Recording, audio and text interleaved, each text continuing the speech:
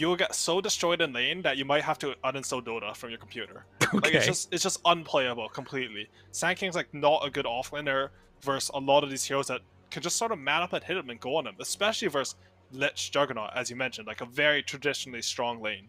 Right. Sand King versus Magnus mid should be interesting in that you can sort of pressure Magnus with the Caustic, and you're not that easy to skewer into your tower. If he goes for the Shockwave, you have an instant Burrow Strike to sort of disengage that. And I don't know, it's just the heroes look decent mid. I think it got played. What regions were playing it more? I was seeing it. It had to be C, right? Yeah, Yeah. because C qualifiers are going now. So they were playing Sand King mid, and it looked very solid. Yopaj is my idol. That was his classic that he was running for a long time, I felt like. And it does look really strong, particularly when you're played up against these melee heroes. And I guess that's part of the thing, too, is trying to punish Papatuti here. We'll see how much damage he's able to do if he does go that Caustic build. I mean, the thing that's interesting is this ability has been changed around so much, but now the max health is damage 10%, means each of these creeps is going to be dealing like a 50 extra damage every time it dies, on top of the base 70. Look at this read from D2 Hustlers. They're tri-laning safe lane, at least for the first bit. 1437, he has Boots and Arctic Burn. They might be able to just spin and kill DP here. Oh, that would be really big. Can they interrupt it on the way, though? 5-Up's heading over. And Monkeys, they're just trying to play it cool for the moment. And now there's the slowdown. In some trouble. They get the spin, and oh, he barely gets away. Oh, my God. And then the salve up. That's huge. That is ginormous. The lane's pushing, so 1437 has to leave immediately. And man, what a risky play, right? Because if you die in that TP, like the lane's over. It's a GG. Damn. Big play by Monkeys to recognize. No stuns, no way to stop that one. And they're able to get him out. And I think that's why you take the Frost Blast right there. I don't think Frost Shield would have been enough damage. They were at least close with the Frost Blast. But it was really close there. Honestly, I think you pre-skill Frost Blast every game on Lich. Frost Shield just has been through too many nerfs at this point. Well, fair also, enough. I want to note that when Lich was sort of like this OP first pick hero, one of the counters was actually just to pick Nyx and mana burn the Lich. This is even better than it was then, because back then Mangoes used to give 125 mana. Now they only give 100, and ooh, the stick gets sniped, and the lane equilibrium, it looks awful for D2 Hustlers right now. No. Monkeys Forever is going to get full EXP here. All right, already things looking very good. You can see mid that they've been able to get a little bit more. Magnus 14-2 now, obviously after finishing off that small camp, but was able to get a couple of denies against Annihilate. But now that he's got the levels, it's a little bit tough right there. And you can see that also throughout time, it's been looking like a lower and lower win rate across the patches for the Mag and Jug together. You know, it's sort of an old classic, but it's an old classic that's been struggling recently. Yeah, for sure. We haven't seen it quite as much. I think Juggernaut in general, I really like the hero, but the consensus... Oh, top lane, 1 second here. Going down, maybe? No, he's living. They have a sell for him. He's good. Stupid support. Feed me all your gold. Take that. The consensus is sort of like Juggernaut is sort of an underwhelming carry hero, and you can pretty much only pick him with Magnus now. I'm not too sure if it's correct, but that's what I've basically been told. That's fair. I mean, yeah, it's there's like elements to the hero that are obviously great. You've sort of got this like untargetability, this like sustain, the ability to push out lanes against heroes that don't have BKB disable, which they don't really have in this game. But likewise, you would just end up sometimes not doing enough damage, which is why you need the mag. Yeah, this is such a weird mid lane. I don't know if you've been watching. They're just trying to push the wave as fast as they can, and then go farm the small camp. It's like some very high skill Dota coming out here, and that means that both mids are going to be able to like play their own game very well. Right. Like 29 CS and 27 CS at 3 minutes. That's insane. Yeah, dude, that's crazy. Ooh, tried to go for the skewer back play, but it's not going to work there. And that gives Annihilate a couple more denies. Dude, look at this, man. What a monster. Yeah, good little optimization coming out there, punishing the Magnus for his misplay. Yeah, that's what you want to see. And also able to take away that Sentry Ward in the mid lane is Empyrean up top, getting zoned back yet again by this Wyvern Axe combo. Haven't talked a ton about this one, but Axe has actually been having an okay time. 14-4 versus the 20-1 for Boris, who just gets to play Luna again. Just says, draft me Luna, please. And he gets it. And not a bad strat this patch, to be honest. It's the Stun will come out down bottom, forces him back. 5-up, feeling himself. All he needs is an Impale and a Mana Burn. This man's living the dream. As Pandago gonna get chased down. They have Impale back up in a second, and even hits onto Yuma right there. Looking for the spin chase down now. First blood already drawn, though, by the Lich, and 5-up also gonna pay the price. Meanwhile, Empyrean stuck up on the cliff. He's gonna have to TP away for that one. That's interesting. He TP's back to lane because he does... Wait, his courier's coming out with just a TP on it. They actually don't have any regen left on this lane in terms of selves. Is this the new strat where they just like die and bring stuff back again? Oh, that has always been a strat. Support lives are not valued. You just do anything from your core. I love this meta mid though. Like Annihilate, he's like taking time to block Papatui's camp. And just sort of like fighting it over the small camp. We saw a lot at ESL1 where teams would sort of like smoke in there, ward the small camp, and then they would deward it. And there's just like this weird battle that's like you don't expect it to happen in Dota. Right. Just get as much as you can out of the game as possible. Does have a catapult here now as Divine Llama forced back up top yet again. But yeah, you can see that it just doesn't even care. Just going to head on back to the jungle, farm up a little more. He's like, oh no, this is blocked. I forgot. And he's going to go get the hard camp over here instead. Nice. We're sort of seeing a little bit of lull in the action, but I think I'm trying to figure out who I think this favors. I think it should be good for Toobased. I think if you pick heroes like Lich, you're basically saying like, I believe in our ability to win the lane.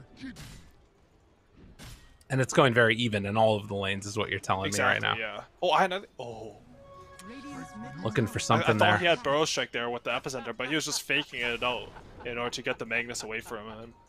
Well, they did bring 5-up over, and this has been able to zone out at least for a second Monkeys Forever as Luna continues to farm up top. But yeah, he's moving on back now, and that gives Monkeys Forever a little bit more freedom to stay in this lane and not have to worry about much as Pandango gets the pull off. The Nyx there to interrupt. Redraw aggro. Monkeys Forever, farm he's already level 6. That's wild. He's very high level just because we saw multiple times he just controlled the creep equilibrium. And 5-up was able to give him solo EXP. Nice kill there onto Empyrean, and now Boris getting chased by 1437. Another creep wave's coming in. This is going to be a Splinter Blast. Is it enough though? Oh, Chase 30 HP needs to juke down and to the side. Does 1437 know? He's searching, looking, trying to find him. Oh, down low. The right click's coming through. Divine Llama's moving over to the side now. Also, maybe could get the courier kill if he wanted to, but no. Boris says, I am just out and away. And Divine Llama doesn't have boots. Went for the Vanguard, so they can't punish this. He's out of there, down bottom. Meanwhile, they're popping Exorcism for this one. Yuma walking forward, tries to get into range for the pullback RP, but Papatuti has to be careful. Now Monkeys is on top of him. Oh, a little bit of a misplay there. So they try and back away. And Yuma seeing if he can kill off this creep wave, but Monkeys Forever has done a ton of damage, and this tower might just go down soon. They have ripped it apart. I really like this play coming out from Toobased. They understand that they have the advantages of this lane. They have the Exorcism. They don't like sort of casually use it. Instead, they bring more heroes, but they don't overcommit with it either. They just bait out a TP from the enemy mid hero, and now I Annihilate. He gets rune control. He gets damage on mid tower, and now he's actually 600 ahead of Magnus, which is honestly almost unheard of for like a Magnus who's just focused on farming. Right. Yeah, and like has gotten access to those hard camps and stuff the entire time as well. It's not like Papatu's been denied that much, except for the small camp that 1 or 2 times. But very well played. Divine Llama now maybe in some trouble with 5-up and I Annihilate in the area. He needs to keep his clarity alive. Yeah, he's what, about 20 mana away. Gets it there, but doesn't have enough for Epicenter afterwards. And that might be enough to keep Divine Llama alive. Looks for the call, not going to connect. Ooh, Caustic doing a nice chunk. Burrow Strike back up in 1, but not going to be able to take down the Axe. Honestly, a little bit surprised that they didn't just rotate another hero in. That Axe is... He's not that high net worth, but he is like a big kill in the fact that, like, you know, he has no boots, he's easy to chase down, and he is still a core. Right. They opt to be a little bit more greedy for it, and it's not bad for them, you know? Sankey already had his travels. He doesn't really feel bad going home to heal. Meanwhile, like, they expended a lot of resources from Hustler side to defend the Axe. True. And I mean, he is just going to head back to the lane afterwards and continue to farm as Pendango is going to have to eat through some of this pressure here down bottom. And likewise, I Annihilate trying to bully back, but they've gotten set up here. 1437 in the area, gonna Splinter Blast, force back the rest of Toobased. And they just want to chase them back so they can get this tower deny here. It's tower denies are good, you know. It's basically like stealing one wave of creeps from your opponent and giving it to your team in gold. That's always nice to see. Meanwhile, I Annihilate going for another kill here. Epicenter afterwards. Cole, oh, to interrupt, nicely played, but they have Epicenter again, because that's how that works now. Trying to run away from him. That is a Vanguard, not a Hood, sir, and with all the magic damage in the world, they bring on down the poor Axe. Honestly, a little bit late on the TPs from D2 Hustlers there. I think they didn't expect the Epicenter to get cancelled there.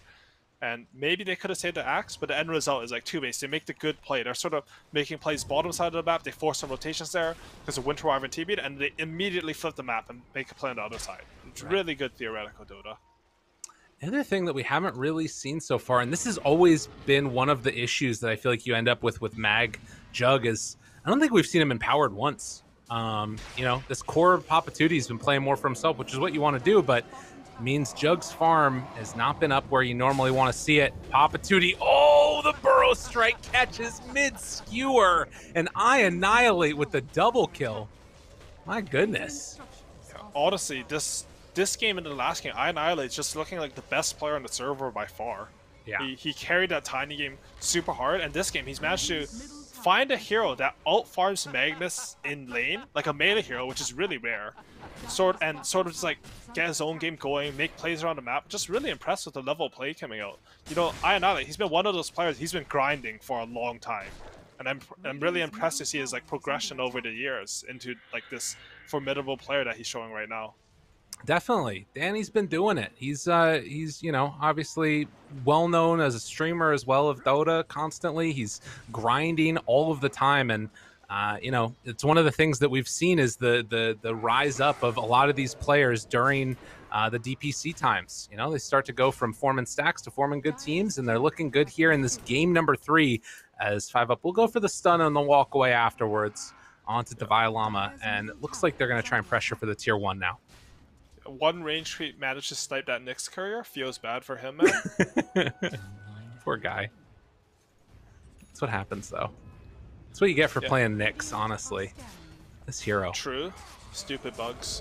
Honestly, it's like when you play Magnus carry, to come back to your point about Juggernaut getting empowered, Magnus is a hero where I feel like from mid lane, if it's a good Magnus game, a lot of your gameplay is going to be focused around your own game. You don't want to ruin it by like having to run around, go empower your carry and stuff, because at some point, like, you actually are one of the carries on the team. Right. Nice catch here. There you go. On to 5-up. Wanting to find the finish. Ooh, nice little sidestep. Pendango ends his life. Well done. That was very well played. Yeah, just good patience, right? Like, you don't want to commit on him before the carapace. You know he's sort of going to use it, and there becomes this like little bit of a epicenter mid. Yeah, they got him. Easy pick. Honestly, I don't want to say this as a support player, but I think using ultis like that casually on the mid lane to like just kill whoever's there and punish them is actually a really good play. Yeah. And when you play against me, if you play against me, you should not ult me because I'm a support and not worth anything. Right, but I think this is like really the correct choice from I Annihilate. Like, you put fear on the map, you know? You do something. A lot of the times I see heroes with big ultimates, like, they don't use their ultimates for the first like 17, 20 minutes of the game, just waiting for that 5-man black hole. Right. It's fair, and it's the type of thing that you want to do is, like, you know, somebody that can sort of keep that game progressing. And I Annihilate top net worth in the game right now at just about 13 minutes, 7,500 net worth with bots, has bottle, the blink dagger. He's ready to roll. I guess I wonder though, like when I'm thinking about the mid game, like obviously Sand King really good for this point in time as Divine Llama's getting hunted by 5 up here. Does this hero ever fall off? Is there a point where you start to like worry about him still having relevancy in the late game as a Sand King? I think, well, trying to Nick stun after hitting on ping feels bad for the European. I think Right. it depends a little bit on the items you go for. I think, like, I don't know anything about mid Sanking, but in my head, like, Yule Scepter should be an item that doesn't scale as hard as something like a Kaya Sanj that we see a lot of other mid heroes going for. Right. So maybe if you go Yules, and it's not bad to fall off, right? Like, you're basically trading, like, tempo. Like, you're making an active decision to do something instead of scaling. Right. So I think it's completely, like, item dependent, because magic damage does not fall off in Dota. And, like, stuns, like, get better as the game goes on. Yeah, I get you there for sure. And I guess that, yeah, like the Yule Scepter is also going to be a nice answer for a while against Axe until For he sure. gets that Juggernaut BKB. too, right? Yeah. It's a good Jump. item this game. Boris got him caught. Is it going to be enough, though? Got the spin right on top, trying to find the finish. It's going to be there, but still a ton of damage out from Annihilate afterwards. And they will lose 3. Winner's Curse afterwards. But Monkeys Forever chasing down 1437 and simply Toobased. They tank it with the Luna, but get the big kills afterwards, and looks like they're going to finish it off on the Wyvern as well. Not bad. Ultra kill for Annihilate. Oh my god. Dude. They're beating at this game. He didn't even have to use Exo. Yeah. Yeah, that's wild. Oh, they're still following the Juggernaut. I don't think they have enough for him, but you can Delayed already see, Rampage? like, they just took the fight, and they're already making a move. Like, they're playing really fast to take off, like, out of control of the, like, take away the enemy's map control from them. Normally, Juggernaut, you know, anyone showed in the enemy triangle, he would farm those Ancients, but he's too scared to do it. Dude, they're absolutely smoking him right now. And again, like, all off the back of Annihilate. Right now, he is not 800, the 144 last hits. And we just saw that stat that he has the highest last hits of any Sand King since TI10 in games that aren't involving a Nature's Prophet or a Broodmother. Okay. Yeah, he's definitely beasting it up. No. Oh. Cast a Curse. Easy clap. Oh, no, not again. Wait, is this why he gets the Yules, though? Tries to get out of there. The spin down. Oh, he's not going to be able to live through. Just barely gets out of there as they are trying to chase this afterwards. Papatootie. Okay, 5 up now. With Spike Carapace stun. Monkeys Forever. They don't have enough mana right now for the reverse polarity, actually. Has the stick charge afterwards, and the call comes out. Will they go for any more? Winner's Curse. Still hanging out here. Monkeys Forever. Will retreat. A really good fancy footwork there from Boris. I think maybe 50 range between him and that Winter's Curse when 1437 throws it out there. And, I mean, to talk more about the Yos, because I don't want it to seem like I think he should have gone for more scale this game. I think the Yos is a really cool choice. We saw it there where you could dodge the Chain Frost, the Omni Slash, and all these spells with it. I mean, it's a little bit sus to push out mid in the darkness at like 17 minutes alone. Like a rare mistake for Annihilate. I don't think he made any mistakes last game. In this game, it looked really good until that moment. But I can really see it, you know. And now he's going for the Kaya Sanj. I like this. This is the item that will give him scale. Okay. A little bit more tankiness, giving him that damage amp, all the good stuff that we've seen with it. And, of course, you know, 6-9. It's a 2,000 gold lead for Simply Toobased. Nothing is completely secure. They're actually playing with both the Luna and the Sand King up top, hoping that they're going to maybe intercept some gank or something else that goes in this direction. But you can see the D2 Hustlers are a little bit more spread out and instead going for the kill down bottom, where guess what? They found him. 5 up the fall.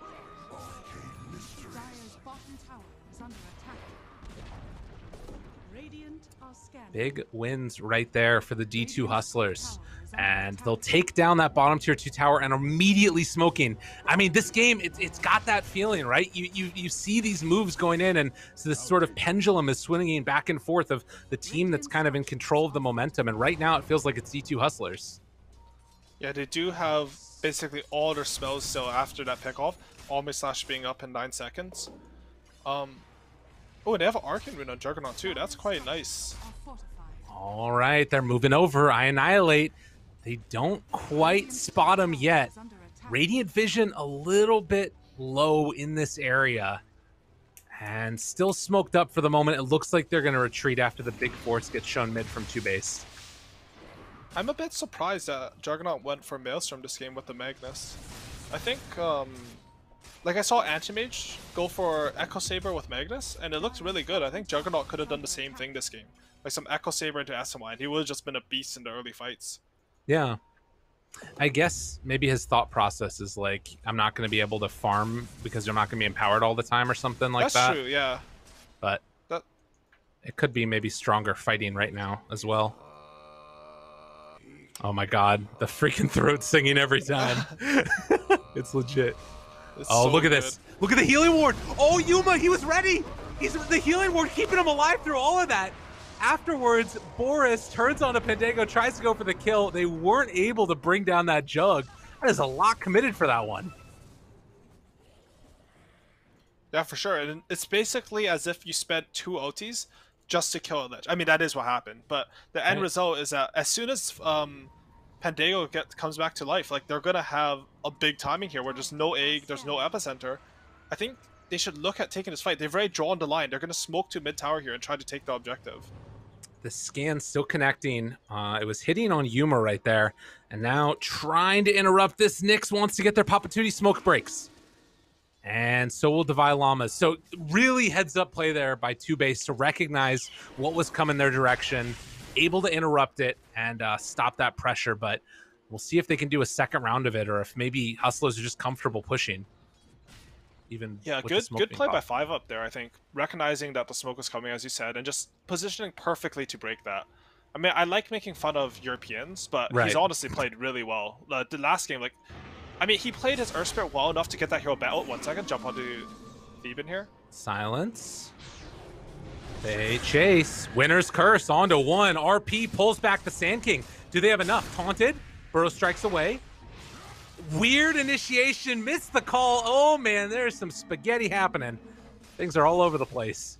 Ooh, a little bit of miscommunication coming out from D2 Hustlers. We saw the Winter's Curse and the RP go off at the same time. And then he skewers the Sand King in, but he took 0 damage, and Juggernaut hit him and question marked. Yeah. Wait, what did he really question mark? Did I have this guy muted? Just internal question mark. Sorry. You had me check for a second. Did I miss that? You only write question marks in all chat to destroy tier 1 teams. Okay, gotcha. Yeah, and that will work more often than not. It does work. It's 100% success rate in DPC events this year. True enough.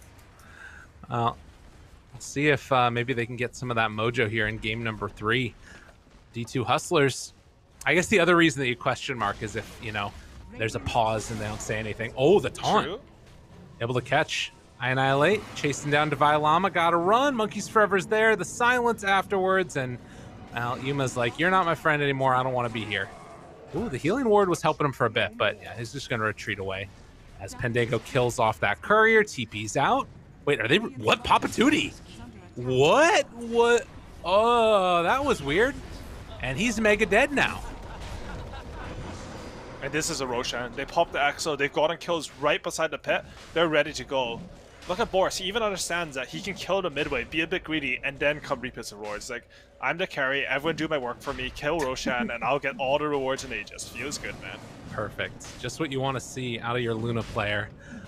So a really unfortunate series of events for D2 Hustlers, but simply Toobased take advantage of it and now get this Aegis. What can they get out of this one? I mean, I guess taking over outposts and maybe trying to take mid-tier 2 or something like that? Yeah, I'd like to see them. We saw in the last game that when they got Aegis, they had a 6k gold lead. And for the next 4 minutes, they kept at a 6k gold lead, and then they moved to an 8k gold lead at the very end. I'd like to sort of see that reverse, where they play exactly what they're doing now. You take away your enemy's farm, you build up a gold advantage with the Aegis, and then you use that gold advantage to actually take objectives. I want them to see them get to like 8k gold advantage before they start like 5-manning and trying to attack the D2 Hustler side. Okay. It does look like they're kind of grouped up now for a potential fight breaking out. They don't have their Nyx Assassin for this one, but Yuma potentially in their sights. Smoke up. They saw that smoke. Oh, monkeys. Oh, monkeys. Oh, his BKB's coming on courier. This is the worst time to die. Well, they catch him. It looks like he recognizes the danger. Empyrean's there. Gonna get called. Good jump. Omni Slash even committed for that one. just to ensure the kill. Yuma trying to force them out. Are they going to take this fight without the Phoenix? They're thinking about it.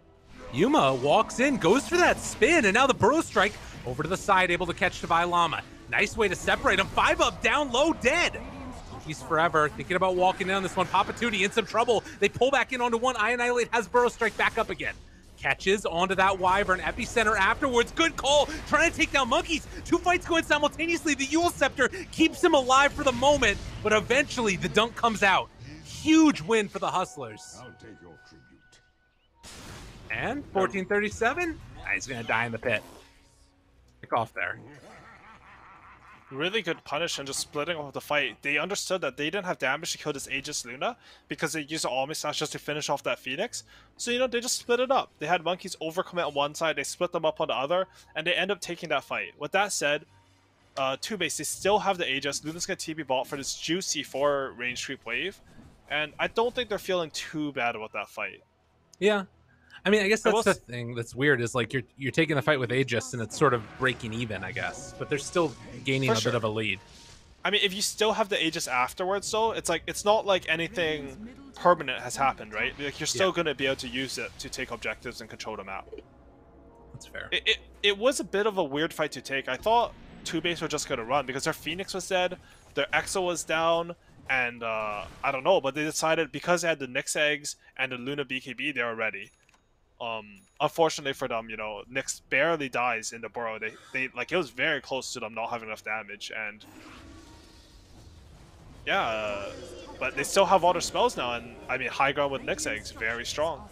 Yeah, this is really good for Toobased if they can make this work. They drop down the ward, gonna take it away immediately. Now they finish the Sanj and Kaya.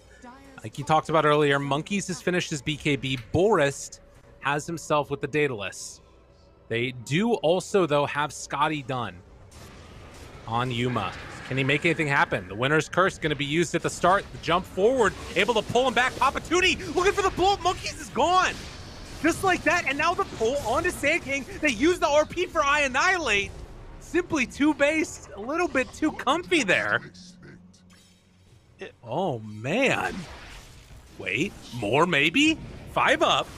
Gets skewered down to this low ground now, and they do get the egg off.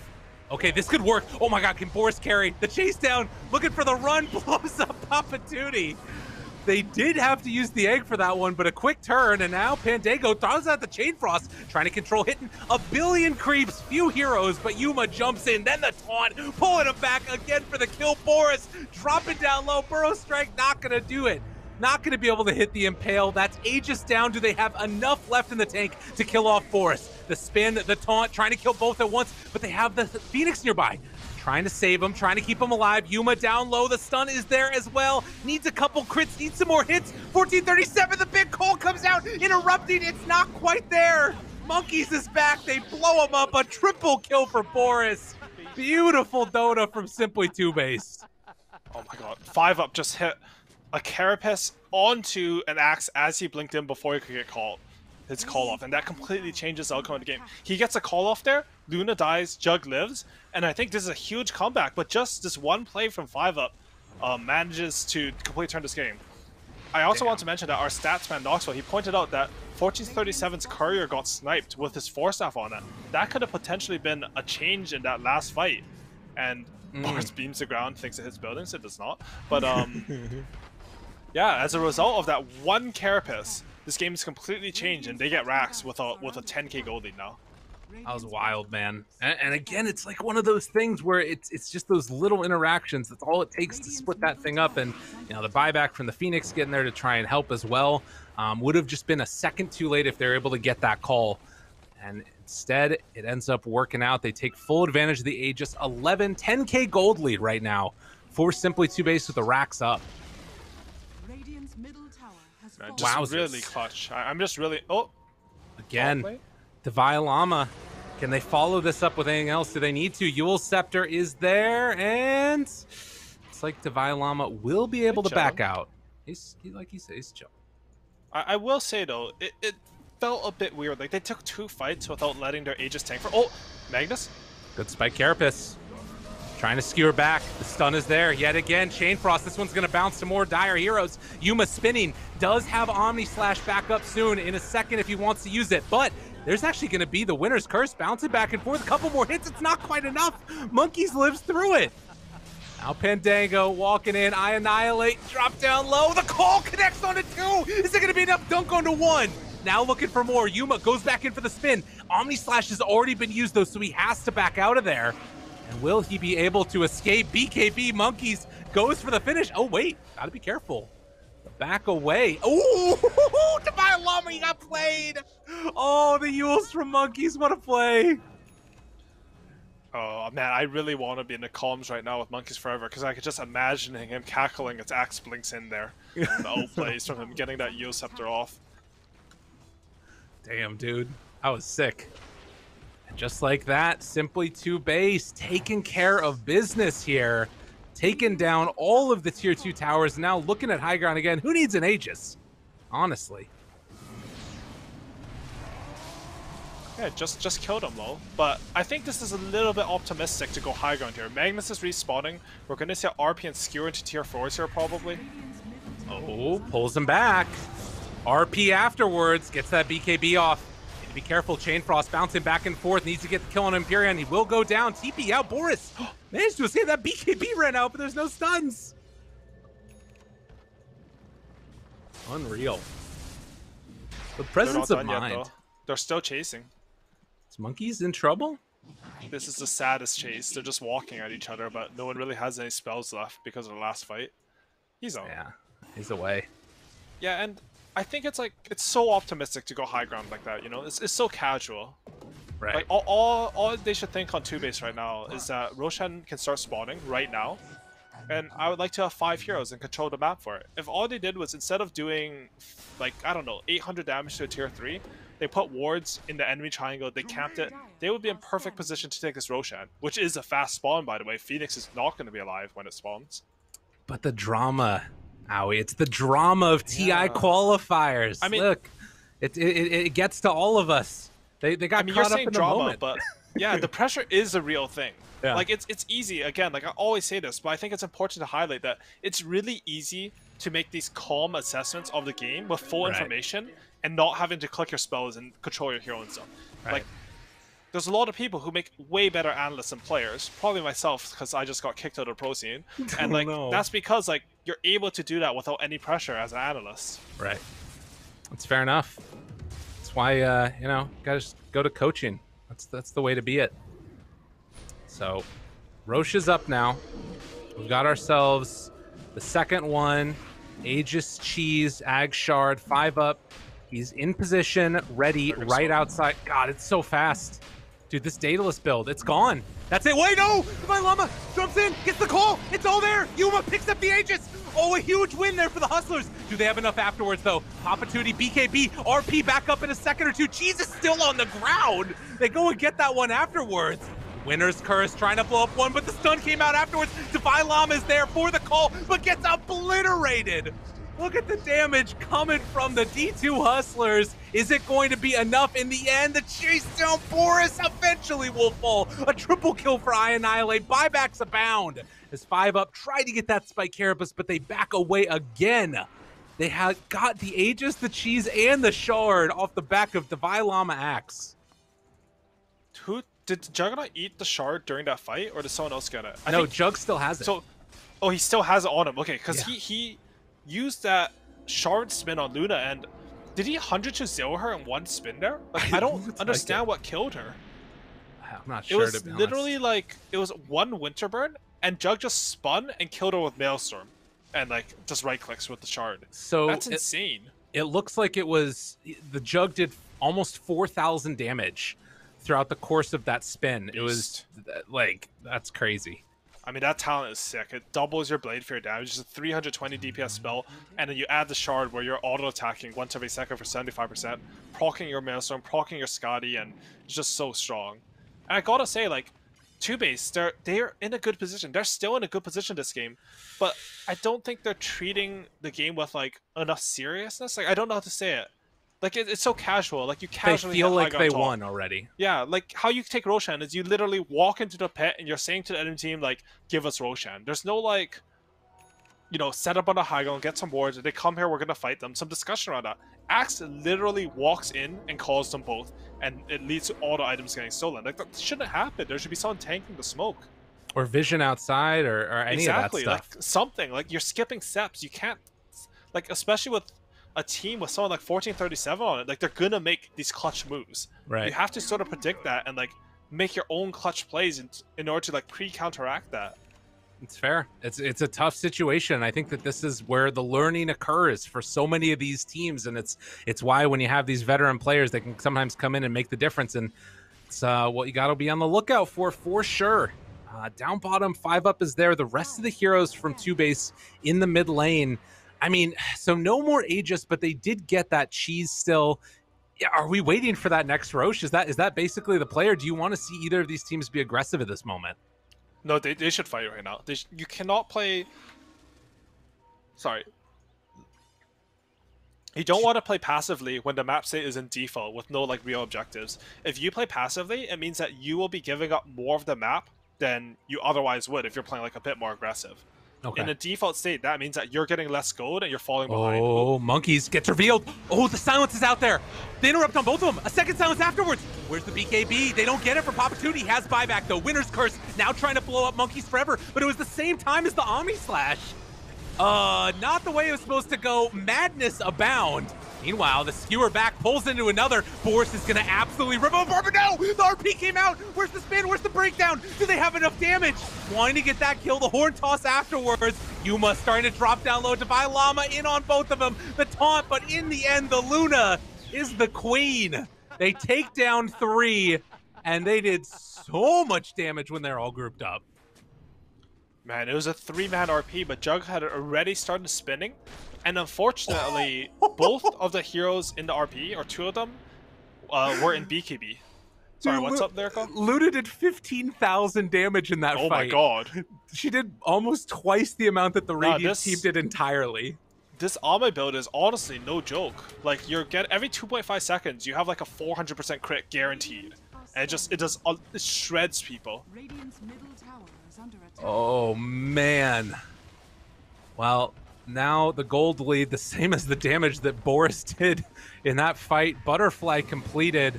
I don't know at this stage. You're dead for so long on these heroes. And it's a Luna, right? She's just taking her base. Oh my god. Just a laser shredding 1437. Has to back out of there. I do appreciate the Wyvern with the Witchblade build, with the Mindbreaker. Witchblade Force? Dude, this guy's crazy. He just wants to... Wants to get into the Hurricane Pike. I love it. I honestly love it. It looks so fun. Well, unfortunately, they're down 2 racks. That's a problem. They're down Megas here. Luna's gonna kill this base in 5 seconds. Oh god, the horn toss. Into death of 1. Wyvern buys back. Papatuti, cold embrace. Wanted to skewer, now in trouble. No, he's dead. Got him caught again. I are gonna lose a lot of damage on the Annihilate. Yuma hoping to make something happen here. Omni Slash, back off cooldown, 15-second. Divine Llama tries to go for it, gets the call afterwards, pulling them in closer. Yuma going for the backlines, trying to get Empyrean. The egg is out. And now the big hit coming from 5-up. Yuma will fall. Triple kill for Boris. And the good game, well played, will get called. They're simply Toobased, Sowie. They are indeed simply Toobased and just really chatting it up this game. I think all of their players played really well this game, but Annihilate, again, I think he has a standout